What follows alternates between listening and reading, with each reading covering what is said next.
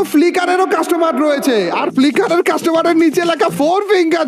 ভাই 4 ফিঙ্গারের কাস্টমার, এটা 2 ফিঙ্গারের প্লেয়ার আমি, 3 ফিঙ্গারের ব্লেডের কাস্টমার দেখে ভয় পাইতেছি, আর এখানে ফ্লিকারের 4 ফিঙ্গারের কাস্টমার। এইটা তো ইউজ করা আমার পক্ষে কারে অসম্ভব হবে ভাই। কিন্তু তারপরে আজকের ভিডিওতে তোমরা যদি বেশি করে লাইক করে দাও এবং চ্যানেলে সাবস্ক্রাইব করে ফেলো, তাহলে ফ্লিকারের কাস্টমারের গেম প্লে নিয়ে আসবো। কিন্তু আপাতত ভাই একটা ভেসেল ক্লিয়ার করে নেই। চলো প্রথমবারের মতো ব্লেডের কাস্টমার দিয়ে 3 ফিঙ্গারের কোনো কাস্টমার দিয়ে গেম প্লে করা যায়। তো without wasting any more time, let's start our today's video.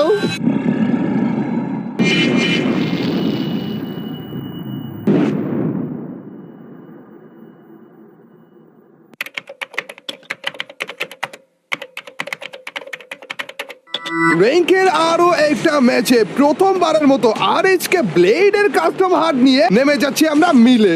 And you আবে দাঁড়াও গাইস, ইমোটের বাটন কই? দাঁড়ানোর বাটন কই? আবে ইমোট না, সত্যি ইমোটের বাটন কই? ভাই দাঁড়াও, খারাপ ইমোটের বাটন কোন জায়গায় রে? আবে ইমোটের বাটন, আচ্ছা দাঁড়াও গাইস, আমি আপাতত না একটু লুটে ব্যস্ত হয়ে যাই। প্লেন গাইস এই মিলের উপর দিয়ে গিয়েছে, যার কারণে এখানে এনিমি একেবারে ভরে ভরে রয়েছে। চান্দু এখানে থেকে, আবে দাঁড়াও লাভটাও দিতে পারছি না বলে চান্দু এখানে আর রিভাইভ পয়েন্টটা নিয়েও নিছে।